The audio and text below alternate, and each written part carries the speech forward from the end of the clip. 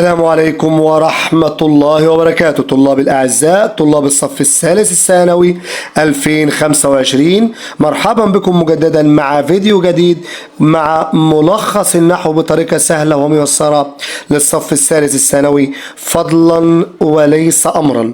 الاشتراك في قناة نسر اللغة العربية ونشر الفيديو لأوسع نطاق، لأن نشر العلم فيه خير كثير. اللهم صل على سيدنا محمد صلى الله عليه وسلم. ربنا افتح بيننا وبين قومنا بالحق وأنت خير الفاتحين. اللهم ارزقنا الحكمة وفصل الخطاب. بسم الله بسم الله بسم الله. إعراب وبناء الفعل. ركز ابن العزيز، النهاردة الحصة مهمة. يبنى الفعل الماضي على السكون إذا اتصل به تاء الفاعل أو نال فاعلين أو نون النسوة. أقول كتبت الدرس، فعل ماضي مبني على السكون اتصال الفعل. كتبنا الدرس، فعل ماضي مبني على السكون اتصاله بناء الفاعلين. الأمهات كتبن الدرس، فعل ماضي مبني على السكون اتصاله بنون النسوة. يبنى على الضم إذا اتصل به واو الجماعة. أقول الرجال أخلصوا العمل، صمموا على الكفاح، كافحوا من أجل نهضة بلادنا مصر، دافعوا عن قضية فلسطين. وطبعا ما ننساش يا ابني أن نتذكر أهل فلسطين وأهل غزة الكرام، ودائما في دعائنا اللهم انصر أهل غزة وفلسطين على اليهود القفرة الملاعين. اللهم آمين اللهم آمين يا رب. حرر المسجد الأقصى الأسير. فصمموا، كافحوا، دافعوا، كلها فعل ماضي مبني على الضم لاتصاله بواو الجماعة. يبنى على الفتح إذا كان طبعا صحيح وليس مرتبط بضمير. أقول كتب، درس، فعل ماضي مبني على الفتح اتصل بنون النسوة بتاء التأنيث قصدي. أقول كتبت المعلمة الدرس، فتاء التأنيث مبني على الفتح، لكن لو تاء الفاعل مبني على السكون. خلي بالك، تاء التأنيث حرف مبني على السكون ملوش محل، والفعل معاه مبني على الفتح، لكن تاء الفاعل في مبني على السكون وهي ضمير مبني في حال رفع فاعل. فعل الأمر يا ابني يبنى على ما يجزم به مضارعه. يبنى على ما يجزم به مضارعه. يبنى على ما يجزم به مضارعه، يعني المضارع لو مجزوم بالسكون فعل الأمر يبنى على السكون، لو مجزوم بحذف النون يبنى على حذف النون، لو مجزوم بحذف حرف العلة يبنى على حذف حرف العلة. تعال نشوف. أي يبنى على السكون إذا كان صحيح الآخر. أقول اكتب الدرس، فعل أمر مبني على السكون لأنه صحيح الآخر. أقول اكتبوا، فعل أمر مبني على حذف النون لاتصاله بواو الجماعة. أقول اسعى، اقد، انهي، اهد، فعل أمر مبني على حذف حرف العلة لأنه معتل الآخر. يبنى الفعل المضارع في حالتين فقط، إذا اتصل به نون النسوة أو نون التوكيد. إذا اتصل به نون النسوة يبنى على السكون، وإذا اتصل به نون التوكيد يبنى على الفتح. أقول والله لأجتهدن في العمل. بيت الشعر بتاع الشاعر حافظ إبراهيم، شاعر النيل، شاعر الشعب، يقول لا تحسبن العلم ينفع وحده ما لم يتوج ربه بخلاق. لا تحسبن، تحسبن فعل مضارع مبني على الفتح الاتصال بنون التوكيد. لكن لما أقول الأمهات يكتبن الدرس أو يفهمن الحياة، فعل مضارع مبني على السكون اتصاله بنون النسوة. أفعال الخمسة يا ابن العزيز هي كل فعل مضارع اتصل به واو الجماعة ألف الاثنين ياء المخاطبة آخره ألف ونون أو واو ونون أو ياء ونون، مثل تبدعان، يبدعان، تبدعون، يبدعون، تبدعين. لاحظ أنها جاءت على 5 صيغ، لذلك ثم تسمى الأفعال الخمسة. ينصب الفعل المضارع إذا سبقه أن، لن، كي، حتى، لام التعليل، لام الجحود، فاء السببية، واو المعية.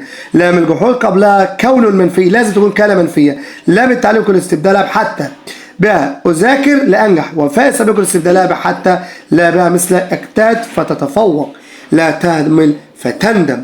فعل المضارع المعطوف على مضارع منصوب قبله فهو منصوب بالسبب، مثل عليكم أن تجتهدوا فعل مضارع منصوب بحذف النون في المذكر، وتخلصوا فمنصوب برضو على المنصوب. تذكر، طلب، أمر، نهي، استفهام زائد مضارع، فعل مضارع مجزوم جوازا في جواب الطلب، تجتهدوا في العمل تحققوا الأمل. لاحظ إذا كان الطلب نهيا لابد أن يكون الجواب أمرا محبب النفس اجتهدوا في العمل تحققوا الأمل. تذكر طلب سواء كان أمر أو نهي واستفهام زائد فعل مضارع في أوله الفاء، فعل مضارع منصوب بفاء السابية، مثلا اجتهدوا في العمل فتحققوا الأمل. اجتهدوا في العمل فتحققوا الأمل، الفاء فاء السابية. تحققوا فعل مضارع منصوب بحذف النون بعد فاء السابية، وواو الجماعة ضمير مبني في محل رفع فاعل، والأمل هتبقى مفعول به منصوب وعلامة نصبه الفتحة. الفعل المضارع بعد ألا منصوب بأن المضمرة في لا النافية، والفعل المضارع بعد إلا مجزوم في فعل الشرط لا إن الشرطية المضمرة في لا النافية أو في جواب الشرط إن حذفت فعل الشرط ذاكر وإلا ترسو. الفعل رأى يا جماعة، الفعل رأى إذا كان بمعنى علم أو تأكد اعرب ما بعده مفعولا أولا وثم مفعولا ثانيا. رأيت الحق منتصرا. رأيت فعل ماضي مبني على السكون معايا لاتصال تاء الفاعل، تاء الفاعل ده مبني في محل رفع فاعل. الحق مفعول به أول منصوب بالفتحة، منتصر مفعول به ثاني منصوبا بالفتحة. أما إذا جاء بمعنى أبصر فما بعده يعرب مفعول به أول والثاني حال. رأيت الشمس ممطرة، فعل ماضي مبني على السكون تاء الفاعل، والسماء مفعول به وممطرة حال منصوب بالفتحة. يا ابني أعرفها إزاي؟ الحق بشوفه؟ لا، يبقى منتصر حق منتصر دي مفعول أول مفعول تاني. السماء بشوفها؟ نعم، يبقى السماء مفعول وممطرة إيه حال. يبقى لو حاجة لو بشوفها هتبقى المفعول به ثاني يبقى حال، لكن لو ما بشوفهاش معنوية لا ترى يبقى إذن مفعول به أول ومفعول به ثاني.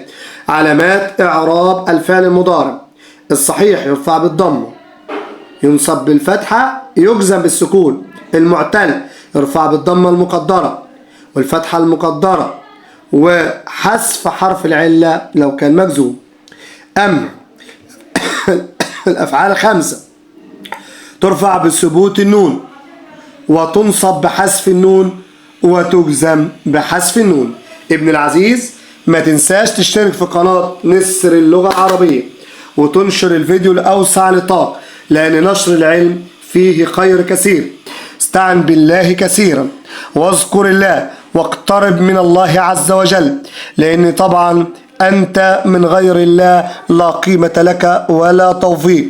يبقى مع اجتهادك وعملك والأخذ بالأسباب لابد قبل ذلك من التوكل على الله عز وجل، وتعلم أن الأمة جميعا لو اجتمعت على أن ينفعوك بشيء لن ينفعوك بشيء إلا قد كتبه الله لك، ولو اجتمعت على أن يضروك بشيء لن يضروك إلا بشيء قد كتبه الله عليك.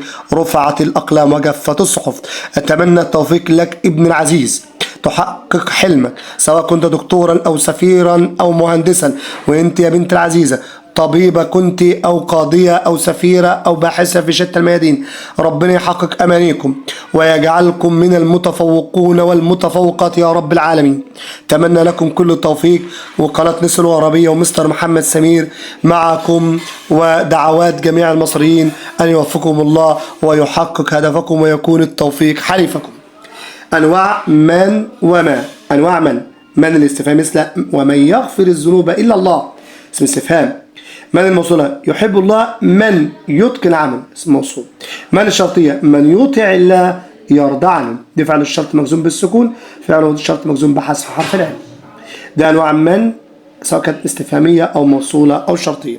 في يا حبيب ما وأنواع في ما الاستفهامية مثل ما أحب الكتب إلا ما أحب الكتب إلي. هنا ما الاستفهامية أنت بتحب إيه؟ ما أحب الكتب إلي، إيه الكتب بتحبها؟ دي استفهامية. موصولة أقرأ ما تعثر عليك، اقرأ ما، اقرأ الذي تعثر عليك.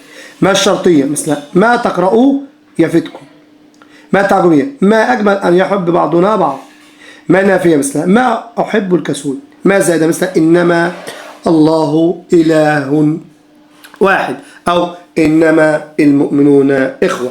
فإنما هنا زائدة كافة إن عن العمل، يعني من الآخر إن لا تعمل، أقول إنما المؤمنون إخوة. إن حرف ناسخ بطل عمله بسبب دخول ما الزائدة أو النافية عليه.